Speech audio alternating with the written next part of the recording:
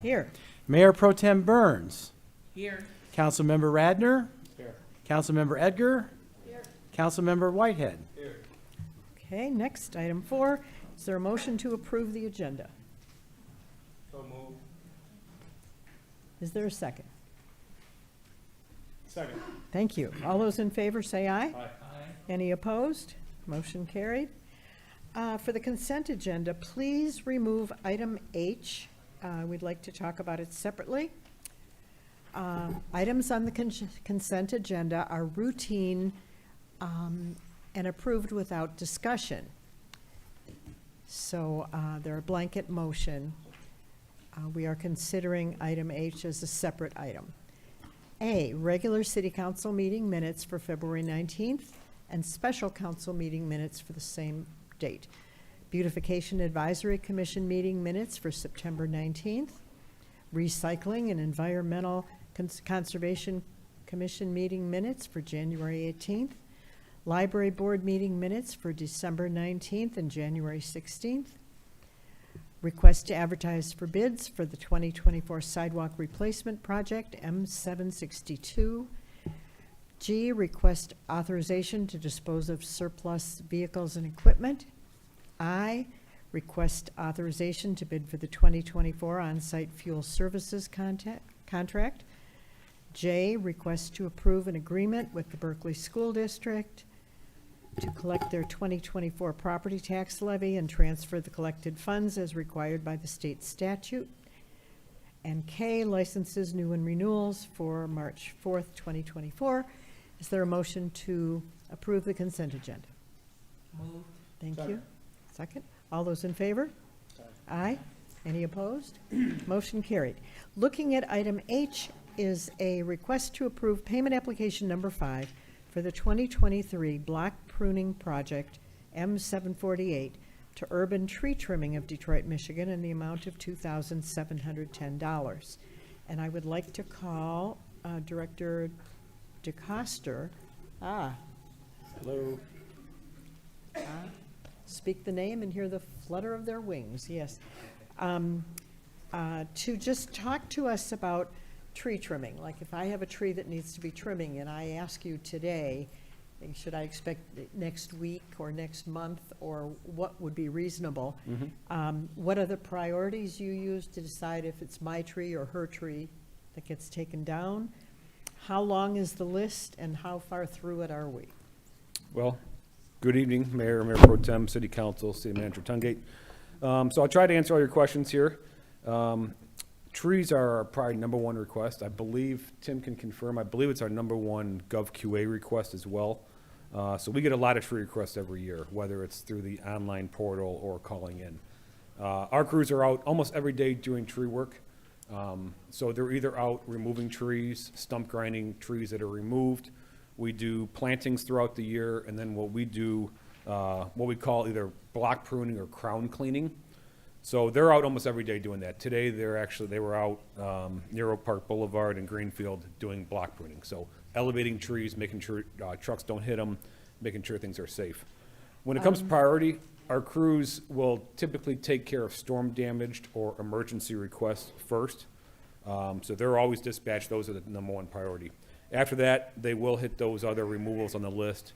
And again, like I said, do the block pruning around town to make sure that things are elevated up so trucks don't hit them. When it comes to time frames, we never like to give a time frame.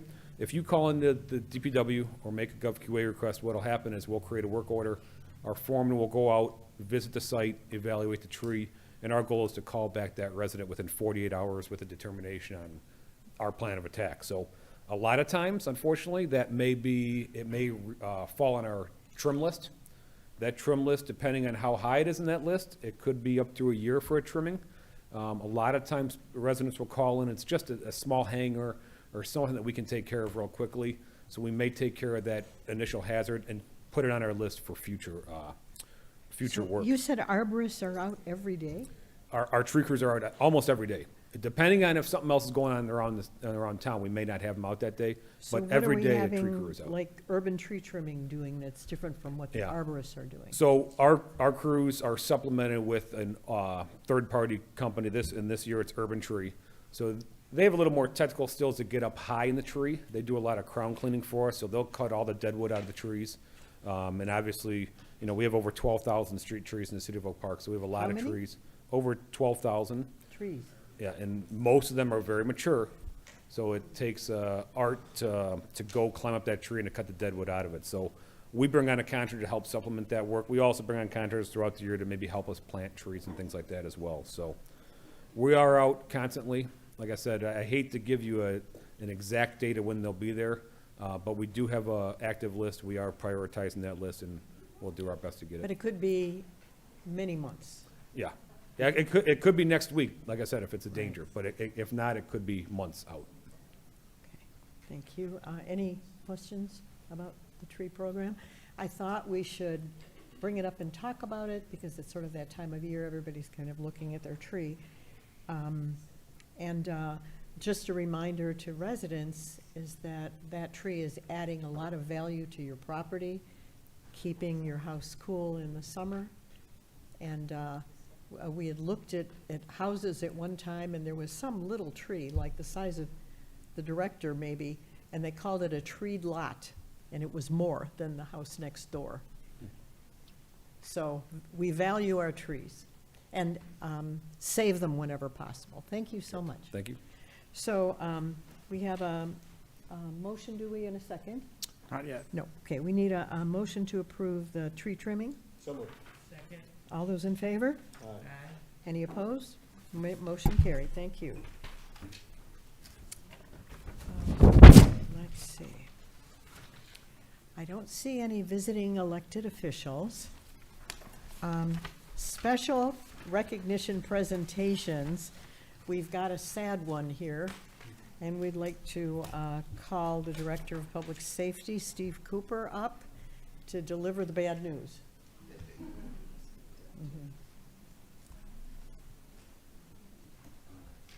Okay, City Manager Eric Tungate has something to say first. Good evening, Mayor, members of City Council, members of the public. Yes, this is a sad day. I kind of wanted to pretend like this day would never come, but here we are. Marlon Benson has worked here at the City of Oak Park in our Public Safety Department from 1998 until last Friday. The mayor, council, and administration of the City of Oak Park, Michigan, in testament and tribute to his distinguished public service and lasting contributions to the City of Oak Park and its residents, wish to express their sincere appreciation to Marlon Benson. You have served as a pillar of integrity in this organization and have helped to set the city's high standard of excellence. You have served as a source of guidance, support, and leadership for your colleagues, and it is those qualities that will leave a lasting imprint on the City of Oak Park. Your dedicated service, your dedicated spirit, wealth of knowledge, and overall dedication to the City of Oak Park will be sorely missed. Marlon, you have been such a pleasure to work with over the last many years for me now. Your service to this community will never be forgotten. Your family are great people. You're great people. Your brother's great people. I hope that you will come back in your retirement and visit us because you will be sorely missed. And with that, I would like to turn it over to our Director of Public Safety, Steve Cooper, for a few words. Thank you, boss. Good evening, Mayor, Mayor Pro Tem, City Council, City Attorney, and City Clerk Ed Norris. Just like you say, sad day for me as well. I've had the honor and pleasure of working intimately with Lieutenant Benson for the past 26 years. For over 2 decades, he has been a trusted member of the executive management team. I've depended on him heavily to assist me with shaping and molding the department into one of the model organizations in the public safety profession. During my tenure as a public safety director of public safety, I've had many members of this department that have been a part of my management team. Lieutenant Benson has been a loyal confidant that has stood alongside me during the best of times and the worst of times, never shying away or afraid to give his honest opinion or advice. His unwavering support and counsel I will always cherish. Lieutenant Benson served the profession honorably and has received many citations and awards during his distinguished career. He's a graduate of the Northwestern School of Staff and Command, one of the most prestigious leadership schools for law enforcement in the United States. He's held numerous positions within the department to include field training officer. He's a member of the crisis negotiation team, eventually taken over as the commander of that team. He was promoted to the position of detective, where he served several years as one of the department's lead investigators. With his keen interviewing skill, persistent tenacity, he distinguished himself as one of the top investigators to ever don the Oak Park badge. Working on and closing out many of the department's toughest cases, Lieutenant Benson definitely made his mark. He was promoted to the rank of sergeant, and due to his outstanding skill set as an investigator, he was assigned to the Investigations Bureau as the department's first cold case sergeant, where he worked on numerous assignments and brought closure to many of the department's unsolved cases. Lieutenant Benson was also a member of the Major Crimes Task Force. He served as a patrol sergeant, then soon earning the promotion to the rank of patrol lieutenant. Prior to his retirement on February 27th, Lieutenant Benson served as the commanding officer of the Investigations Bureau for the past 3 years. In absence of the director, he was second in command of the department. From the very first day as an officer for the City of Oak Park, Lieutenant Benson has always embraced this community as well as the customer service and community policing philosophy. Everyone knows the Benson brothers. Lieutenant Marlon Benson and his brother standing at the back of the council chambers, Devin Benson. When you pour so much of yourself and love into your work, and the people in this great community can not help but to love you and embrace you in return. This man standing here next to me represents the very best that this profession has to offer. I love him and will miss him dearly. I could stand up here for hours talking about how great of an officer Lieutenant Benson has been throughout his career, but I can also stand up here just as long telling you what a great man he is. Mm-hmm. His career speaks for itself. He is without a doubt a first ballot Hall of Famer. The lives that he has impacted and touched in such a positive way during his career speaks for itself. He has been a true friend and an unyielding encourager to me personally and professionally. I'm so proud to call him my brother. As Lieutenant Benson finishes his career with the City of Oak Park as a public safety officer, it's no surprise that the next chapter of his life quickly awaits him. He is a highly sought-after commodity with many job offers he is pondering currently. As I close, I'd just like to say it's been truly an honor and a privilege to serve alongside you for nearly 3 decades. I love you. May God continue to bless you and keep you.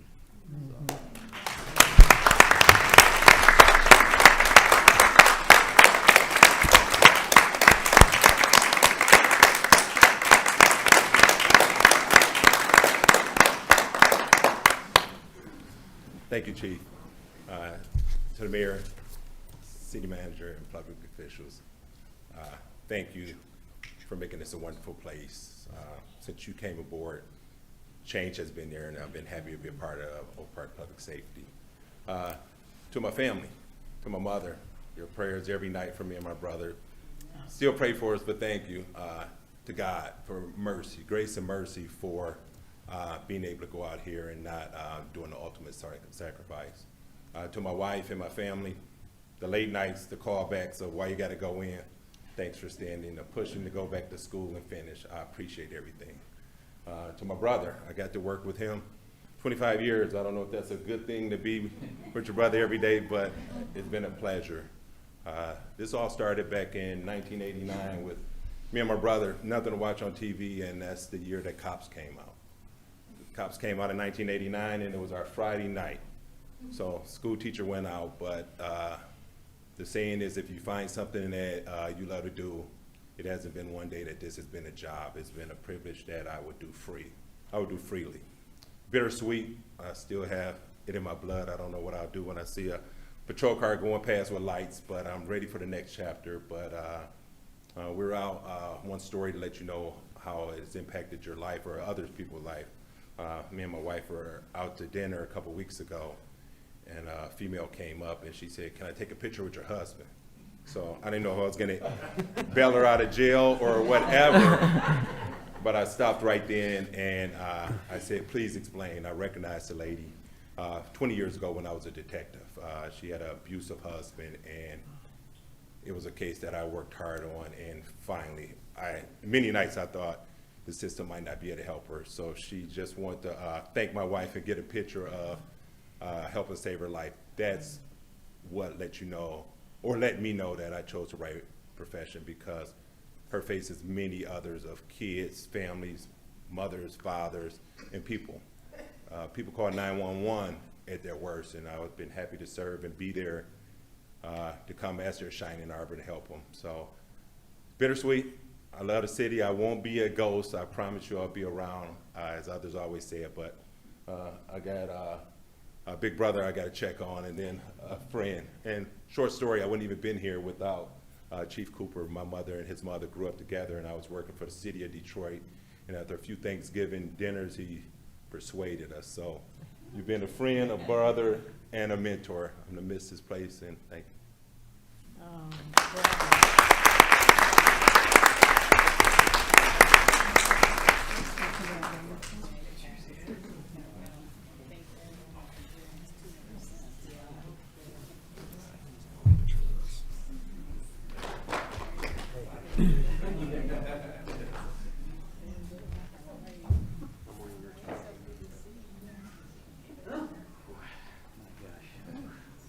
Tell me this isn't real.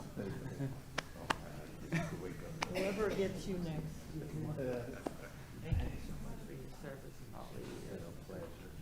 Thank you so much. I wish we could keep it. Yeah, really. I wasn't gonna skip this part of the agenda. Yeah, I thought so too. You'll be stuck here for a while. Let it go on. I thought maybe that would work. No, I belong on the outside. Wait a minute, Dan, gotta fix myself. There's no good side, man. They're all good.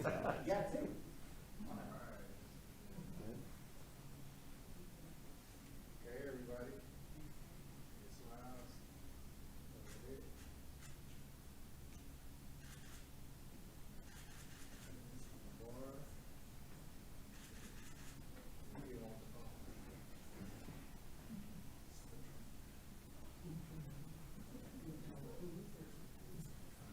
All right, here we go. Smile. Hold it. Hey, you gotta bring one with you. You wanna bring one? Family. Yeah, the family, mom, we need mom and the brother. I want to get one with them. Yeah. Ben, I want to get one. Right center, okay. I'll come behind you. I always joke that he was my executive protection unit. So,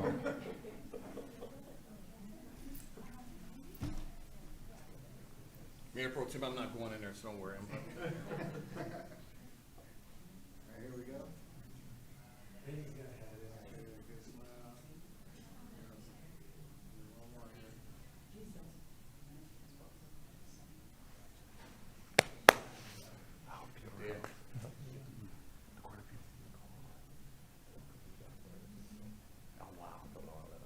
okay.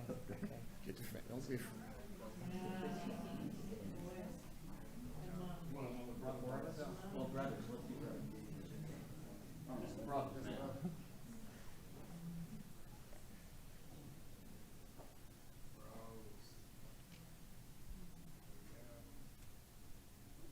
We need mom in there.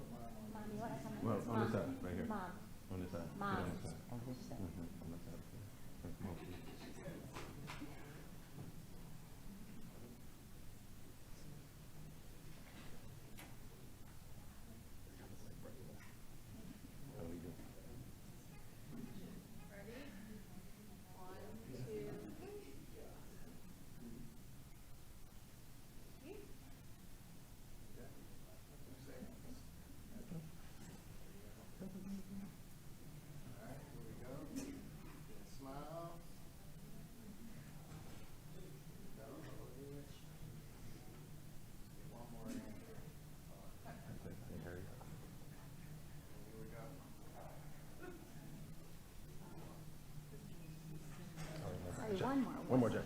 One more time. That'll hurt. Are you going? Just one more, sorry. All right, then we're out of here. We might need to- Is that good? Ben?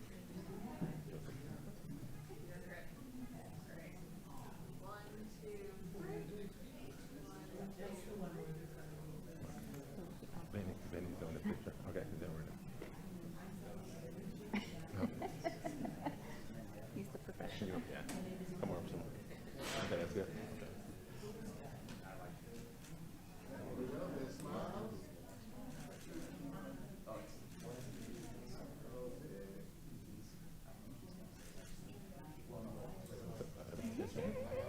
One more. Oh. I'll say that. I'll offend you. All right. See? Out of the way.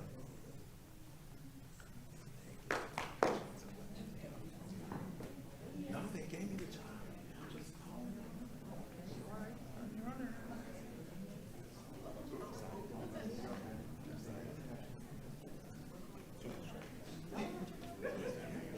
We'll see.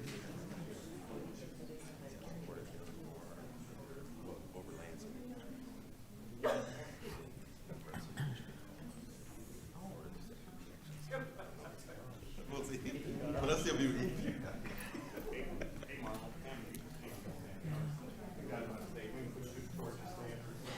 Want to give some credit to Mom? The mom of the boys who gave us 2 boys for the City of Oak Park, who were amazing guys.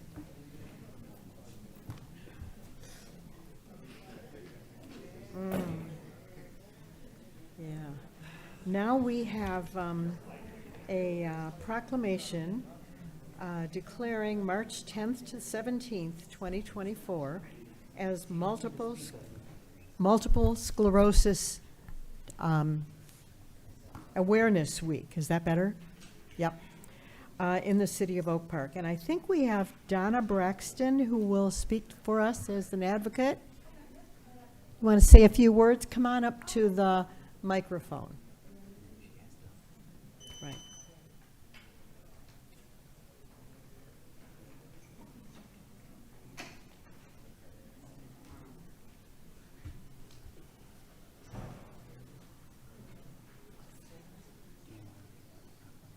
Sure. But I thought we could speakers. That's right. So, hello, everyone.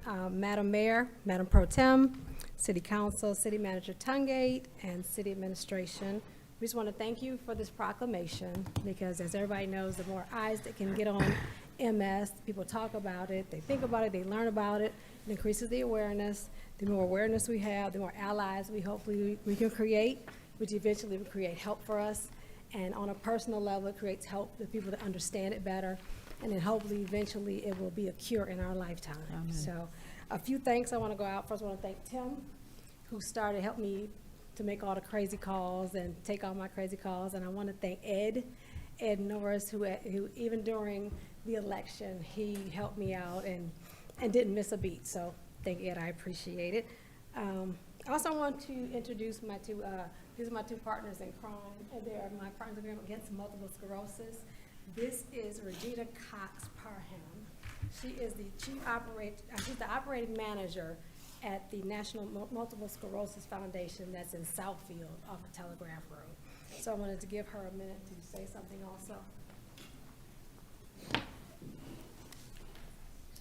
Good evening, everyone. Mrs. Mayor, City Council members.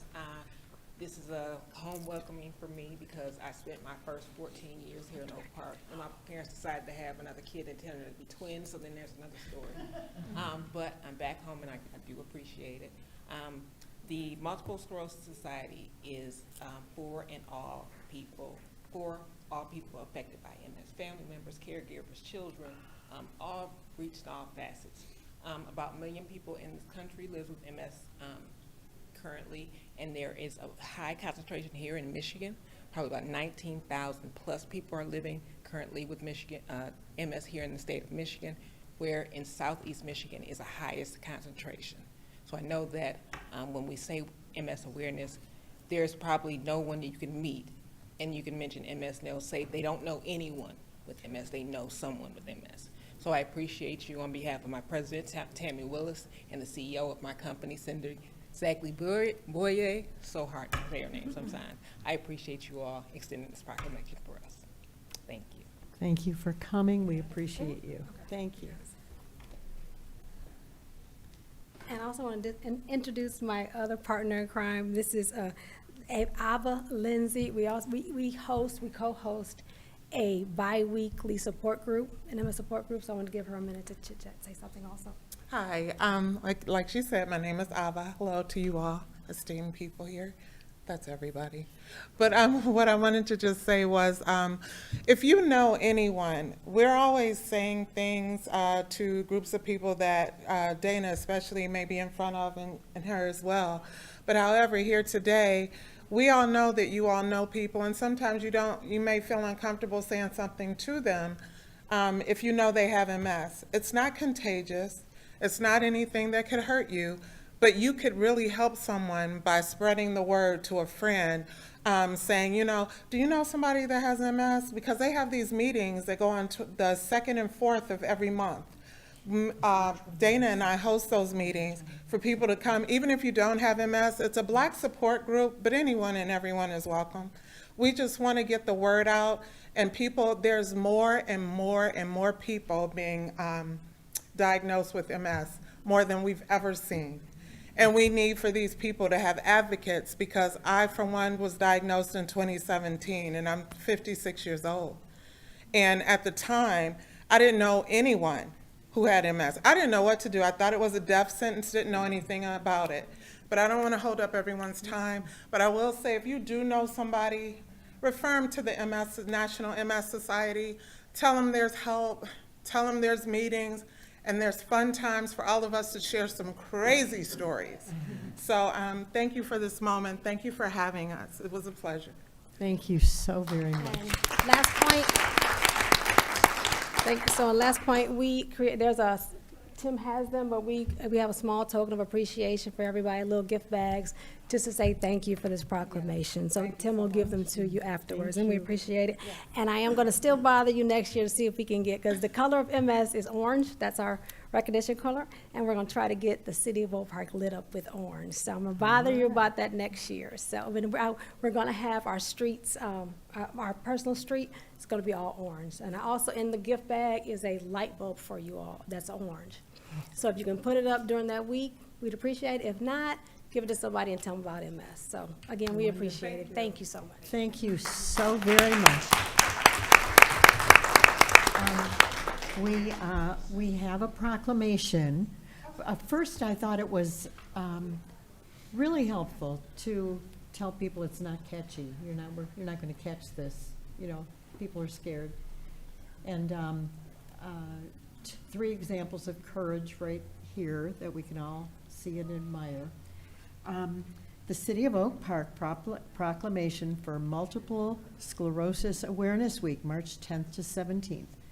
Whereas MS is a chronic, often debilitating disease of the central nervous system, affecting 1 million people in the United States, and whereas it typically strikes young people between the ages of 20 and 40, twice as many women as men, and whereas symptoms of MS vary from person to person, including blurred vision, loss of balance, coordination, slurred speech, tremors, numbness, extreme fatigue, problems with memory and concentration, paralysis, depression, and more. And whereas the exact cause is unknown and there is no known cure. So the support groups, so very, very important. Whereas Multiple Sclerosis Awareness Week provides an opportunity to increase awareness of this disease and assist individuals in leading more productive, satisfying lives for the benefit of themselves, their caregivers, their family, and the entire community. And whereas with increased awareness, we hope one day to find a cure. And now, therefore, be it resolved that I, Marion McClellan, Mayor of the City of Oak Park, Michigan, on behalf of the Oak Park City Council and administration, proclaim March 10th to 17th as Multiple Sclerosis Awareness Week in the City of Oak Park, Michigan, and will call this observance to the attention of our citizens. Thank you. So if you will come forward, we will do an official presentation.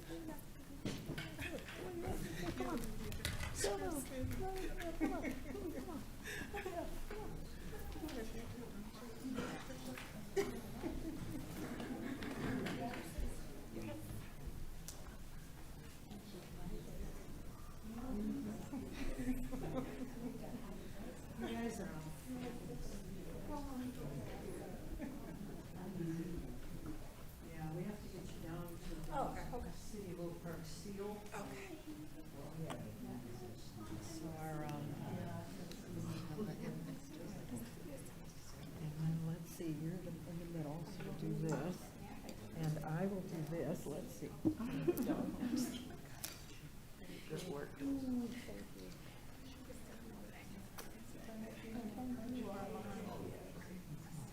Are we centered? No. Everybody move bid this way a little bit. Oh. This is my best. My back is my best. All right.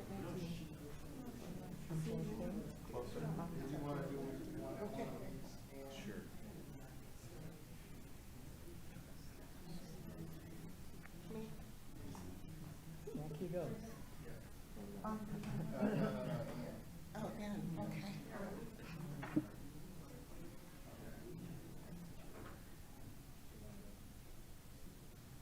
You guys are such wonderful speakers.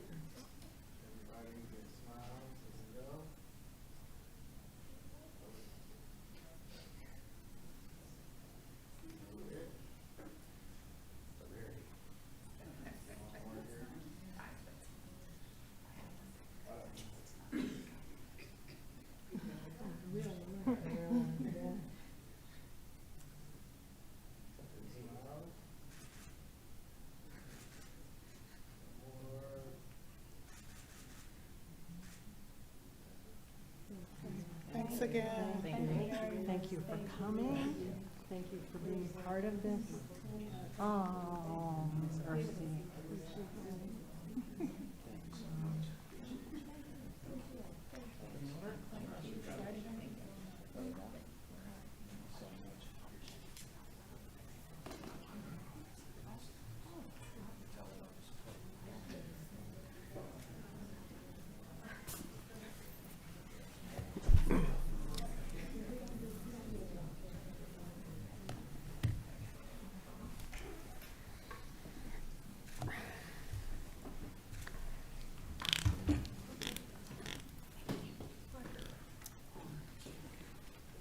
Okay, brings us to item 8, bids. Request to award the bid for the 2024 water main replacement project, M764, to Ailey Construction Company of Shelby Township, Michigan, for the total amount of $1,637,240.20. Is there a motion and a second? Second. Thank you. Hi, you're going to speak to us a little bit about the project. Good evening, Mayor, Mayor Pro Tem, City Council, City Manager.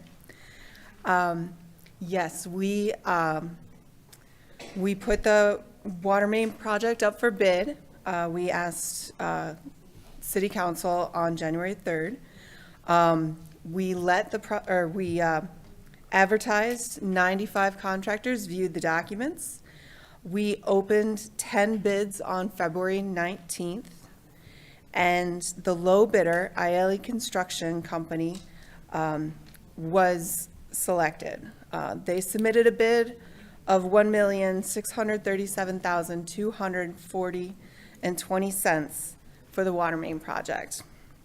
This project will replace the water mains on Lincoln Ave as well as on Oak Park Boulevard. We recommend that City Council award the project to IELE for that amount. Funding is available in the Water Sewer Fund and the Major Streets Fund. Okay. Um, Is this the lining project? No. No, ma'am. It is it's an open trench, open cut water main replacement. And why, how do you decide whether it's going to be fitted with the plastic inside or dig down to the trench? So water main can be lined. It's a little bit more of a difficult process, but because it is a pressurized pipe, unlike the sewer, which is not pressurized, so it would be a much more difficult process to line the water main, and it would have to be taken out of service and leave people without water for some period of time that's longer than a day. If we do this project, we will shut people off for a day here and there, but if it's scheduled, they will have notice from us. Any questions about the project? Yes, I have a few, Madam Mayor. Julie Edgar, council member, thank you. When are these projects scheduled to begin, and how long are they going to take? They are scheduled to begin in April, and they should take possibly as most of the summer, I would imagine. We're not doing a road reconstruction project with this, so it should go a little bit faster than some of the projects that we've had where the road reconstruction takes quite a few more weeks and adds on timing to that. So I would think we would be done by late July, possibly early August if things are a little slower than I'm estimating. Will they be done simultaneously? We have to meet with the contractor for the pre-con. Most of the time, they have one crew start the water main on one road. Then once the water main is in and tested, they move that crew to the next project, or to the next road, and then they follow behind them with the concrete crew and the restoration crew as necessary. And how were these ones chosen for replacement? We've had excessive water main breaks on both project sections. And how many other water mains do you think in the city are going to need to be replaced? All of them eventually. Wow. Yeah, water mains have an estimated useful life of 50 years or so. So right now we are replacing water mains that are between 50 to 70 plus years old. Like these ones? Yes. So these are original? Yes. Any further questions? Thank you. You're welcome. Thank you so much. You're A roll welcome. call vote, please. Mayor Pro Tem Burns. Yes. Councilmember Edgar. Yes. Mayor McClellan. Yes, Councilmember Radner. Yes. Councilmember Whitehead. Yes. motion carried, thank you. City Manager Eric Tungate. Thank you, Madam Mayor, members of council. I'm going to take 9A1. And council members, I will note that we are now able to label the agenda items on the top. Thank you, Mr. City Clerk, for figuring that out. This is a resolution of support to negotiate an intergovernmental agreement with Berkeley Schools for improvements to Tyler Park. So, long story short, Berkeley Schools owns what I think most people would assume is Tyler Park. They own about half of what most people would assume is the whole park. The city owns the other half. They are going to, on their half, they're going to be putting in a brand-new varsity softball diamond with bleachers and lighting and restrooms and fencing and so forth. Because they're going to have contractors out at the site working in a very close proximity to the city's portion of Tyler Park, we have talked about the possibility of working together to save our taxpayers money to do simultaneously, possibly, to do some of the improvements that we had slated for Tyler Park, that we had slated in our revised recreation master plan. So This resolution is saying, Berkeley Schools, we're willing to work with you to identify an agreement that council would have to authorize at a later date to showcase those areas where we can work together to do some of the things we want to do in Tyler Park and some of the things they want to do. One of the other things I didn't mention is that in consideration of all this, you know that we have a trail system slated in all of our parks. They would be willing, at least it seems so far, to include that trail throughout their portion of the area as well. So here again, it would be a seamless, transition with contractors and so forth. So this resolution is saying we agree to negotiate. Be happy to answer any questions. Mayor Pro Tem? You said this is just to negotiate. Yeah. That's gonna include who is financially responsible for the bulk, or we're gonna split it 50-50, or? Excellent question. It's exactly, that obviously that'll be the lion's share of what is negotiated. But there are some, legal issues with Berkeley Schools, as you may or may not know, a couple years back got a sinking fund approved by Berkeley voters, including those in our community. And to use sinking fund dollars in their district, those dollars have to be used for improvements on their land, and the same goes for us, only not with sinking fund dollars. But in any event, the investments that are made and where they're made will have to be outlined as part of this agreement. But again, I want to stress that the reason I would be willing to sit at the table with them and have this conversation is that it would save our taxpayers money, because if for example, the school district coordinates all of the contractors, let's say, to be on their site, and they're just moving over to our site, obviously there's going to be a cost savings, economies of scale cost savings involved in that. So, but yes, to your question, yes, all of that will be laid out, the responsibilities, the legalese, all of that will be laid out as part of an intergovernmental agreement. This would be very similar in nature, by the way, to what we did with Oakland County Parks and Recreation for Shepherd Park. Very, very similar. So, and we also did a resolution like this for that relationship too. So to move on, we need a resolution of support to negotiate an intergovernmental agreement with Berkeley. So moved. Second. Do we need a roll call? Yep. Councilmember Edgar? Yes. Mayor McClellan? Yes. Councilmember Radner? Yes. Councilmember Whitehead? Yes. And Mayor Pro Tem Burns? Yes. Motion carried. Thank you. Okay, 9B1, I'd like to call City Engineer Kara Grissomer to the podium, please. Hello again. Good evening again.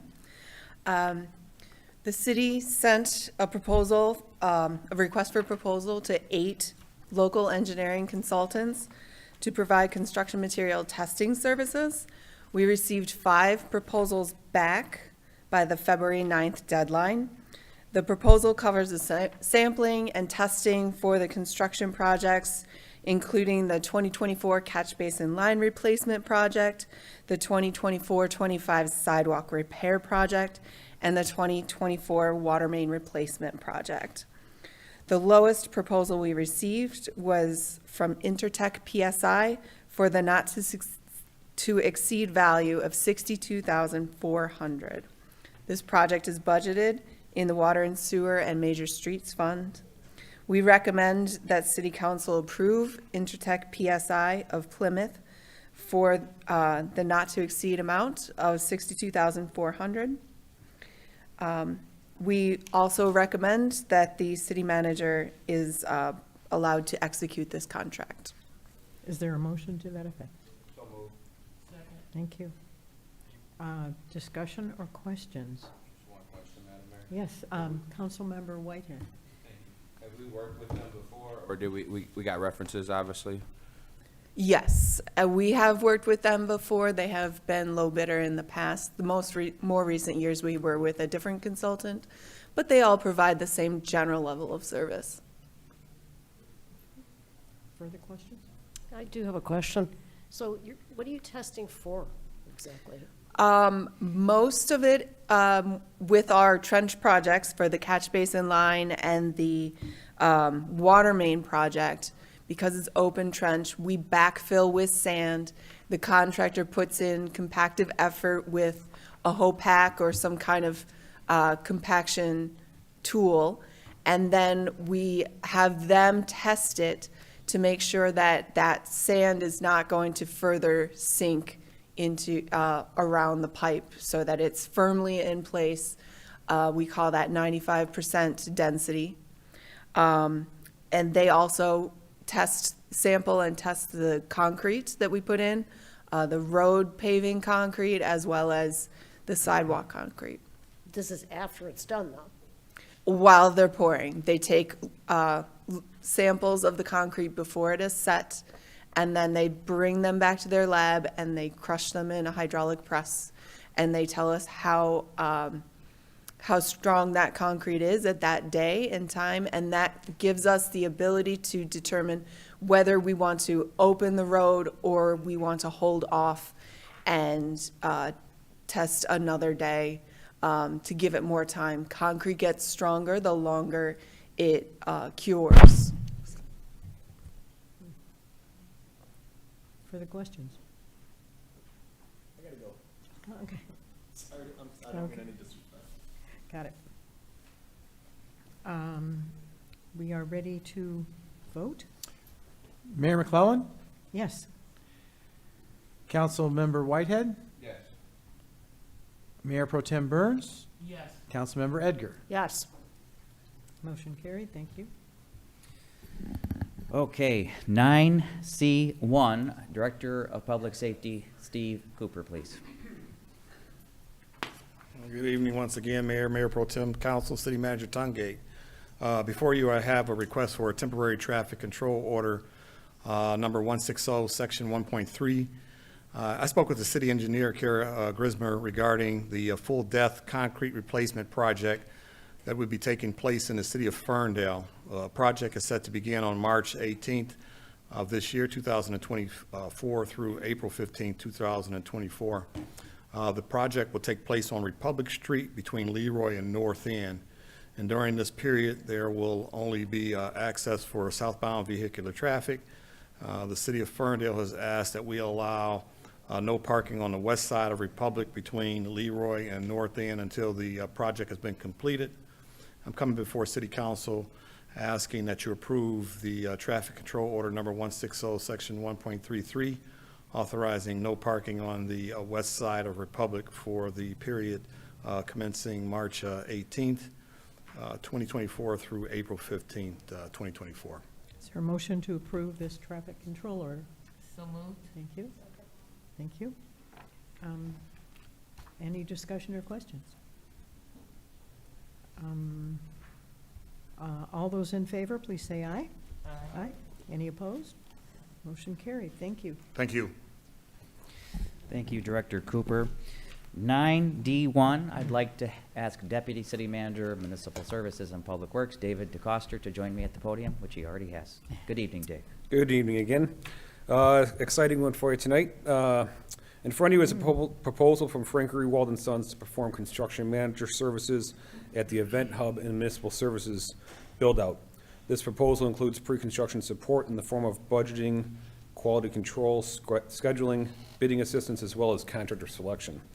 The city has worked with Frankery Walden in the past on multiple projects such as the building we're in, as well as our 45th District Court renovation.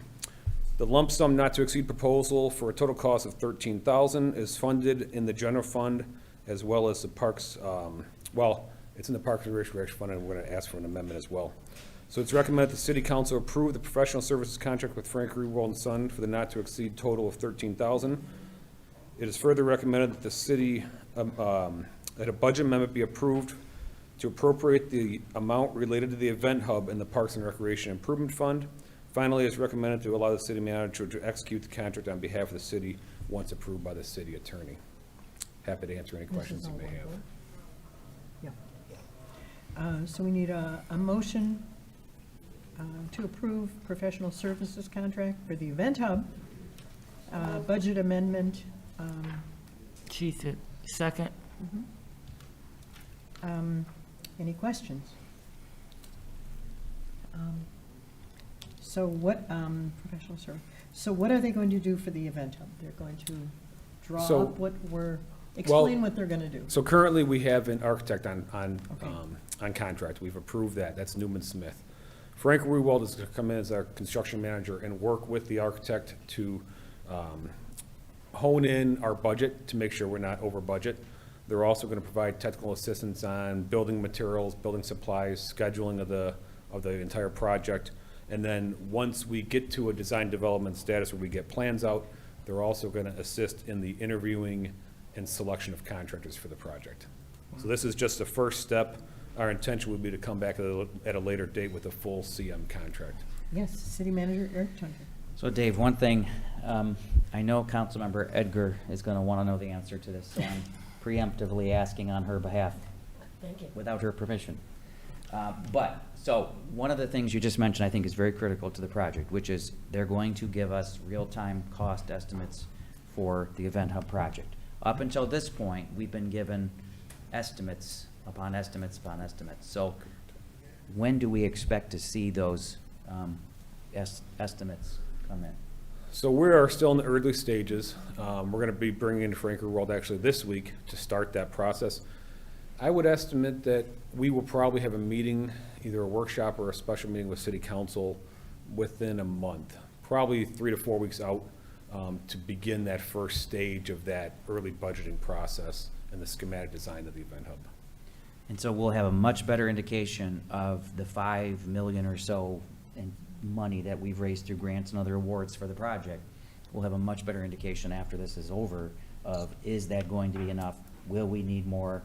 And so forth. So I'm very much looking forward to it. It also tells me we're moving down the road in this project, and I think this is a very exciting project, very much more exciting than I think we realized at this point.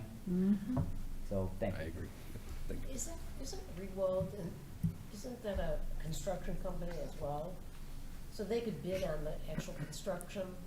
We would not allow them to do any of the construction work. They've done construction manager work for us before, and they did some specialty stuff before the project began with our geothermal wells here. But they have not done any the carpentry or anything like that for us, no.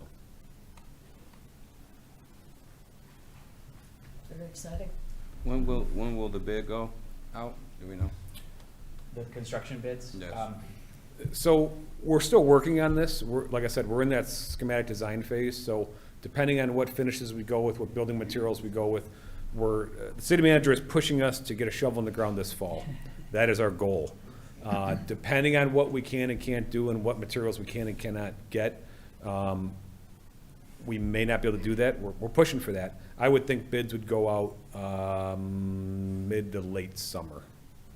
Dave, one thing if you could too, I know I was talking to the mayor a little bit about this, but if you could just mention, we expect a more well-defined rendering of the Event Hub site, the site right next door to City Hall here, by April. Yeah, I would say that again, in that 3 to 4 week range. Yeah. The city manager has assembled a team, so we meet minimum every 2 weeks with our architect and now the construction manager.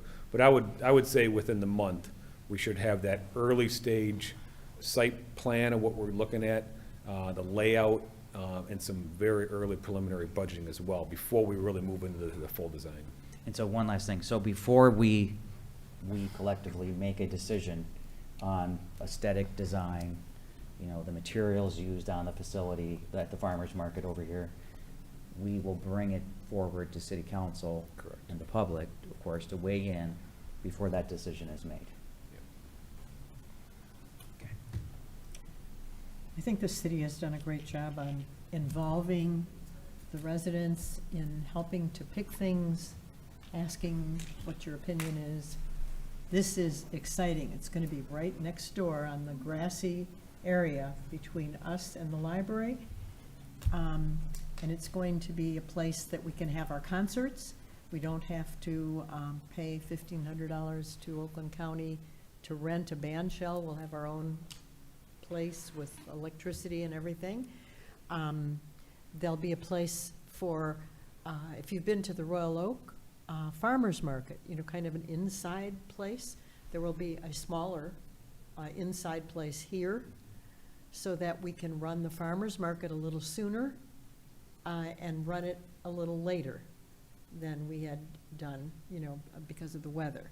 Also, if you're having a wedding or some kind of fancy do, you might want to think about the event hub, look it over, because we're getting some fancy stuff in Oak Park. And my only word for you is faster. Yeah. Okay, so let me think, do we need a vote? Councilmember Whitehead? Yes. Mayor Pro Tem Burns? Yes. Councilmember Edgar? Yes. Mayor McClellan? Yes, motion carried, thank you. Okay, thank you, Dave. Stay right there for 9D2.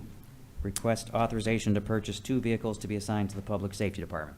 Thank you. So tonight, the Public Works Department is requesting authorization to purchase 2 2024 Chevy Tahoes for the Police Department. These purchases would be through the State of Michigan My Deal program. These vehicles are a much-needed addition to the fleet as our fleet continues to age.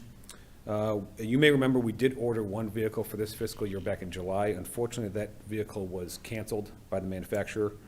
So tonight, we're asking to approve 2. 1 would be for this current fiscal year. 1 will be pre-approving 1 for the next fiscal year. And we're doing that because if we purchase them now, we could expect to get both in maybe early June of this year. We're afraid that if we wait till July to approve next budget year's vehicle, we may not, well, there's a chance we may not get it, or we'll have to wait 4 or 5 months beyond that time frame. So tonight, the pricing for the 2 Chevy Tahoes has come in a little bit over budget. The first vehicle, funding is available in the motor pool fund as well as the use of the drug forfeiture fund for the fiscal year 23-24. For the purchase of the second vehicle, this will require a budget amendment to move the funding ahead from fiscal year 24-25 to the current fiscal year. It is recommended to authorize the use of the drug forfeiture fund balance in 23-24 and to allow the Finance Department to form the budget amendment to move that funding available, which is $80,000, from fiscal year 2024 to 2024-25 to 23-24 for the purchase of 2 Chevy Tahoes. I'd be happy to answer any questions you may have. Dave, I'm just going to make one more addition to that. So, council members, one thing to keep in mind is that, as Dave mentioned, this would be getting us out ahead of one of the vehicles. One, of course, as he said, we didn't get because they canceled it. But the other one we would order now, if you approve this, in anticipation that we would get it in the next fiscal year. That being said, I would not make a request for another marked vehicle in the new fiscal year budget that you're about to see. So that part of it would be zeroed out because this would be it. I have a question. Can we get the motion to authorize the purchase of the 2 vehicles and the budget amendment? And second. Now, Mayor Pro Tem, Carolyn Burns. I have 2 questions. Yes. You said that they came in over budget. How much over budget? We don't know for sure yet. So the vehicle itself came in significantly over what the 2023 pricing is. These are things we don't have control over. The state of Michigan dictates pricing and the manufacturer works with the state on those pre-bid numbers. That number is a little over 10,000 more than it was last year, just for the vehicle chassis. Director Cooper and his staff are working with our upfitter to switch over the lighting, to put new graphics on it. So we're working on that price as well. Overall, we may have enough in the budget, but we're waiting on that pricing right now. But to answer your question, the chassis alone is about 10,000 more than it was last year alone. Good. Second question. Mhm. Did we accommodate for the purchase is in the budget for the vehicle for this year, 2023, and then 2023, 2024, and 2024, 2025? Well, this is, so the one vehicle that was canceled, yes. The other vehicle, no. And this is why we're trying to pull forward these dollars from the 24-25 budget in order to use them now. So in 24-25, we aren't going to request additional vehicles? Correct.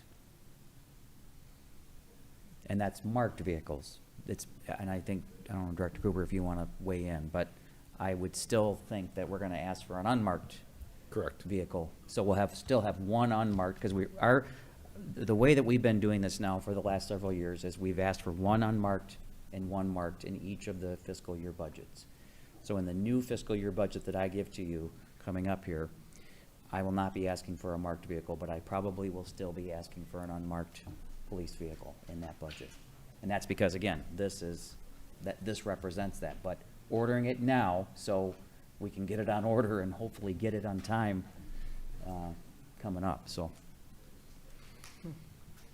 Any further questions? My question is, why was it canceled? Oh, gosh. We don't know. The order pool is put in every year for us and many other cities. We didn't get a good answer. The only answer they got that it was canceled by manufacturer. We assume it was part of the strike and part of all the stuff with the automotive industry that was going on last year. Because that cost us 10 grand. Yes. Well, I mean, presumably the new contracts, they ratified up the price, and then you add in market inflation on top of that, so, you know, you're seeing those increases. I think the 2023, if I'm not mistaken, the chassis was 39,000. 39 change. Yeah. So it's about almost 12,000 more than. Are we ready to vote? Roll call, please. Mayor Pro Tem Burns. Yes. Councilmember Edgar. Yes. Mayor McClellan. Yes. Councilmember Whitehead. Motion carried. Thank you. Thank you. Thank you, Dave. Madam Mayor, members of council, that completes the city manager report for this evening. Thank you very much. We will go to call to the audience. I'm delighted so many of you turned up. We want to hear from you. We want you to be part of this. Speak up, don't mumble. So City Clerk Ed Norris has some I have cards. a couple of people who'd like to speak. Aledia? Alicia, I'm sorry. Sorry. You know.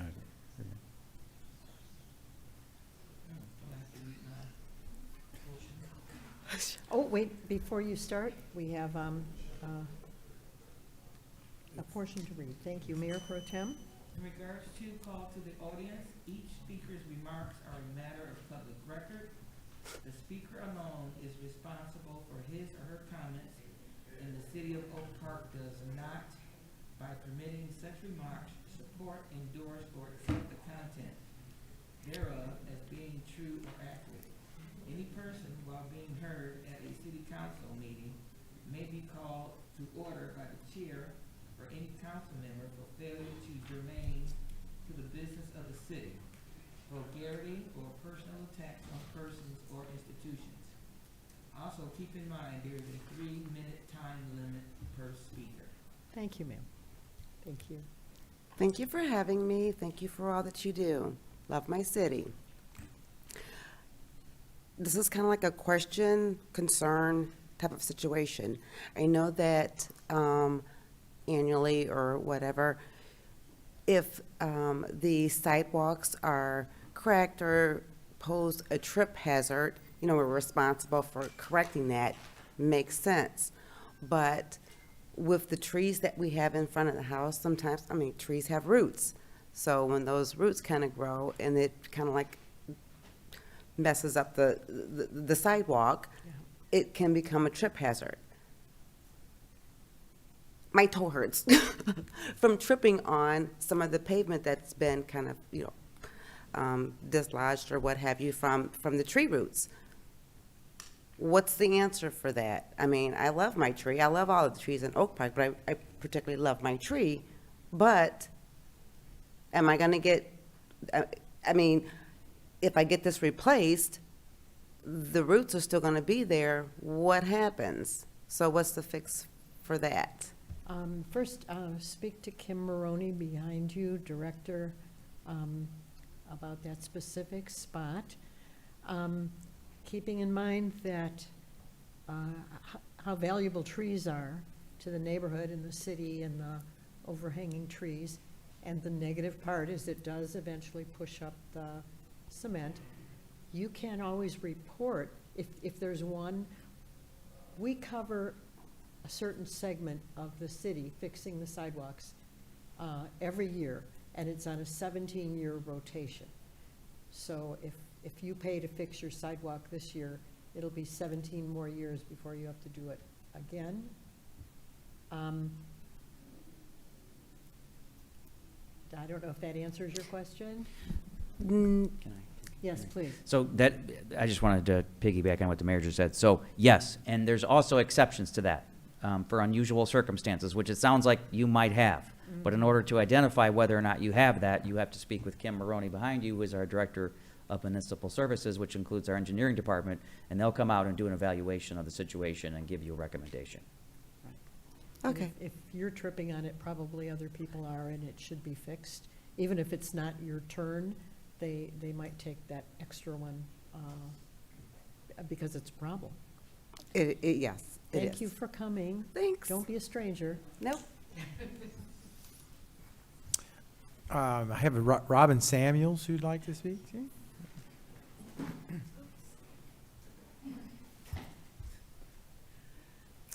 Hello.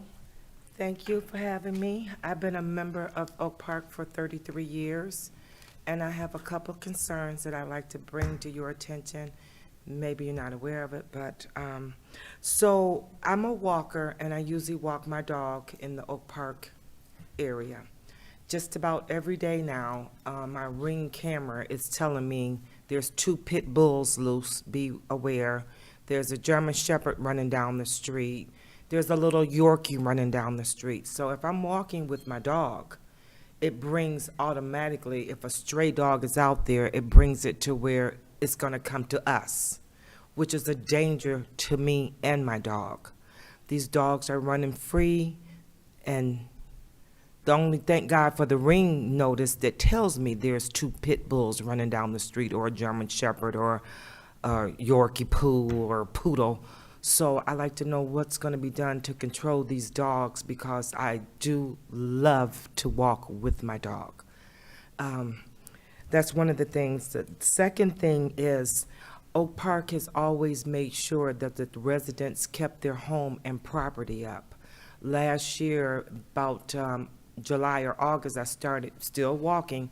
I started noticing some of the people not keeping their property up, which means if there's a fence that's in their backyard, and a good street would be Clover Lawn, that I have to walk out in the middle of the street to go around where their bushes have come through the fence and hanging over the sidewalk, then pick back up and go on the side, get back on the sidewalk to continue my walk. So I'd like to know what could be done about that. Yes. We will get you answers on both of those. Is there a third? Yeah, there's this third. I noticed there are more rental properties in Oak Park now than homeowners, and they did not keep their property up last year when Oak Park used to, one, go verbally knock on your door and say, hey, we have a code here on how we keep our property up. Then the second thing was they put a notice on your door on keeping your property up. And then the third thing, Oak Park would either cut your lawn and charge you a big fee for this. But last year, we noticed a lot of properties not being kept up. So when I purchased my home in Oak Park, I didn't just buy the home, I bought the community. And I would like something done, please. If I could, thank you for your comments. Let me just take these one at a time. So I'm looking back at Kim Maroney behind you, because you're going to need to speak to her. Several of the departments that are related to the issues that you're having, she oversees. Regarding stray dogs, so 2 things. One, if there's an imminent danger, call 911. It's that simple. 2, on that, if it's, stray dogs in the neighborhood, one of the other departments Kimberly Maroney supervises is animal control. Report the dog to animal control, and they'll come out and figure out a solution. Regarding the rental issues and just blight on Clover Lawn, so you can anonymously, and hopefully you'll do so when you speak to her, report addresses that might have blight like you described in the sidewalk, because I would agree that that's not acceptable. And then we'll go out and take a look at that. Regarding rental properties, we have a rental inspection program here. So every 2 years, we go out and ask them to recertify their rental properties. And we do an inspection, a full-fledged inspection as a part of that program. So if there are people who are using their properties as rentals and they're not registered, then they will receive a ticket. And Kimberly Maroney also oversees code enforcement. So she is the person to talk to for all of the things that you mentioned. So not a problem with connecting with her, but if I'm walking at 6:30 or 7 o'clock in the morning, she's not going to be in the office to answer a phone. So You need to just, if it's a dog that's, you're concerned about, you can call 911. Otherwise, take a little notebook, write down the address of the street with the hanging over bushes and the address of the rentals that are not getting kept up. They need addresses specifically in order to take the next step. So you would be helping your neighbors by providing those addresses. thank you very much. Thank you so much for coming in. Don't be a stranger. Thank you.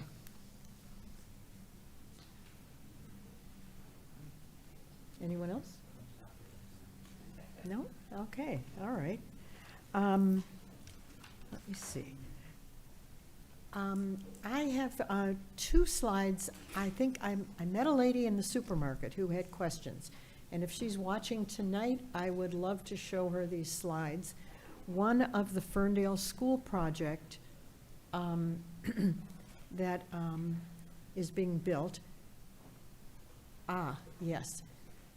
That, if you can you enlarge it a little bit? There is going to be parking. That's where the old school was, and this is the new school plan. And on the left side, you can see that there is a new playground. A new playground is going to be built there. Now we're on the parking lot side. The playground now is the far side. But the new playground on the far side of this picture, this one, okay, the playground's back. That is built by the Ferndale schools. It's sitting in Oak Park, and that playground will be open to all Oak Park kids to play on, not during school hours, but after school hours and on the weekend.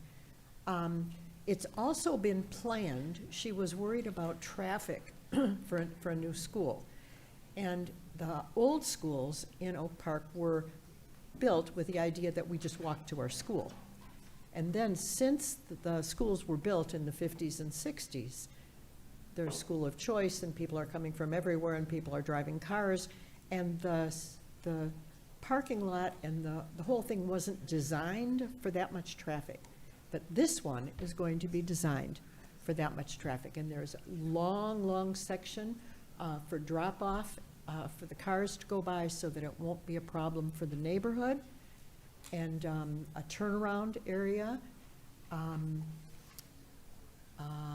This is the parking lot side, on the opposite side from the playground that you can see right now. The gray is the parking lot, and it's going to facilitate traffic around that school and hopefully not be a pain to the neighbors.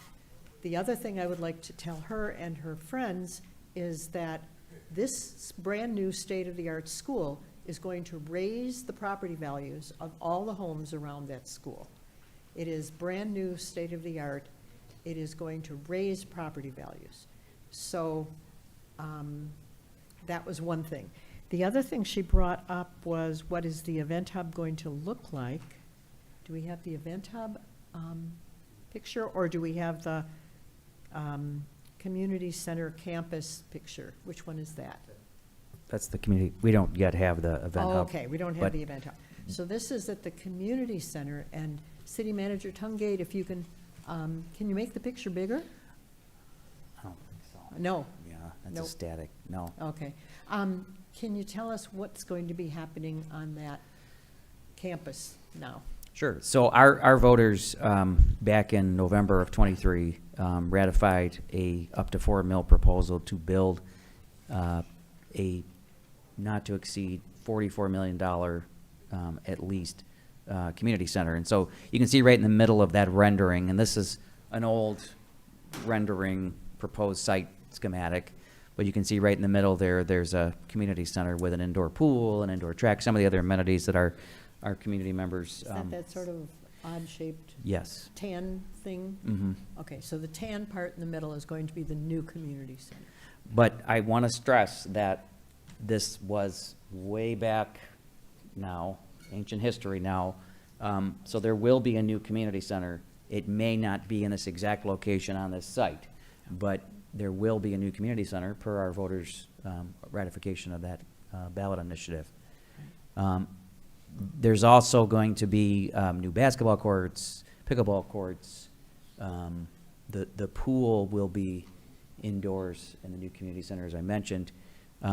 You can't really see it on there, I don't think, but there's also a area set aside, and we're sort of working with our team right now on deciding where that should be, but there's an area set aside for what could be senior housing on the site too. So there's definitely more to come on more details here, but we're working our way through that as well.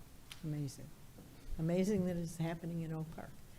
So this is just the rough sketch of some ideas that they wanted included, that when we asked the residents, what do you want, these are the things they wanted.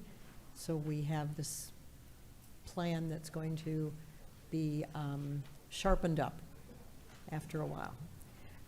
So that was that. And then, is it okay to? Yeah, okay.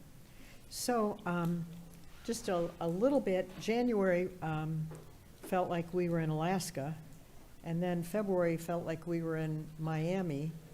So it's been a little strange, but we'd like to thank DPW for the work that they did plowing and salting.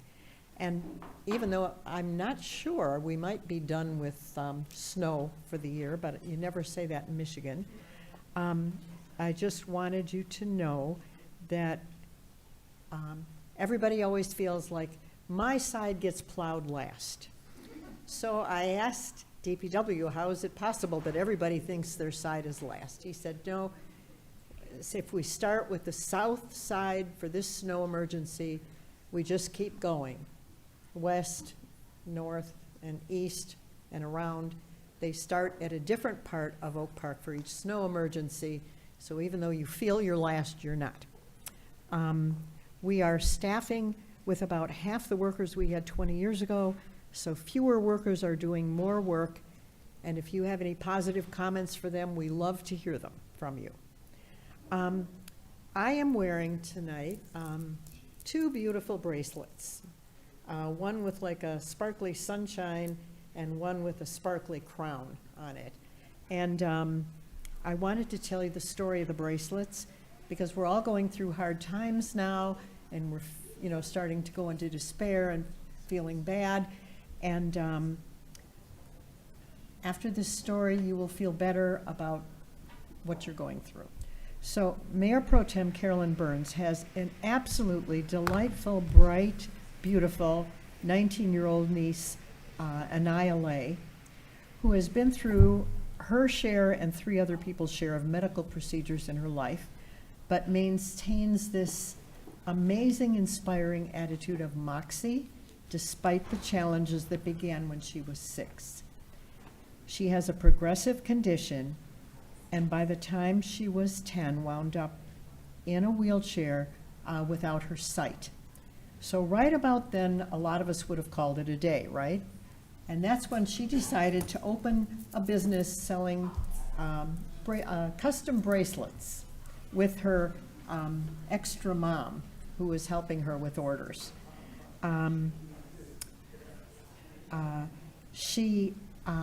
business is on Instagram. And you might want to write this down. JTWYA space accessories. And even the name of the business is inspiring. It means just the way you are. Okay. So I wear the 2 bracelets that I bought from her to inspire me and others to find delight in dark times. Anaya went to prom with her dear friend Daniel, special guy she met in kindergarten. If you meet her, you will love her also. She is amazing. She is going to ride with me in the car for the 4th of July parade, and we are going to feed carrots to the horses. She said, "I'm not sure why I was put on this path, but I know God wants me to continue going forward despite the obstacles, and not to give in to the devil who is bringing despair and anguish." So I thought, if she can handle what she's got, we can handle what we've got. Thank you very much. Mayor Pro Tem Carolyn Burns.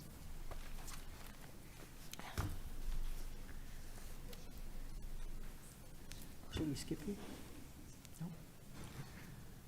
What the mayor just read about my great niece is she summarized it really nice, but Anaya has been going through issues ever since she was a juvenile, and she handles them, and I feel bad when I'm discouraged over something. Thank you. And she's dealing with this. So she is my inspiration. She is my inspiration. So thank everybody for coming out. It was good to see such a full house, even though it's not so full now. But thank you. Have a good night. Thank you. Councilmember Julie Edgar. Thank you, everybody, for coming out. I appreciate it. Good night. Councilmember Whitehead. Thank you, Madam Mayor, for that narrative about Mayor Pro Tem's great niece, and I really appreciate that tonight.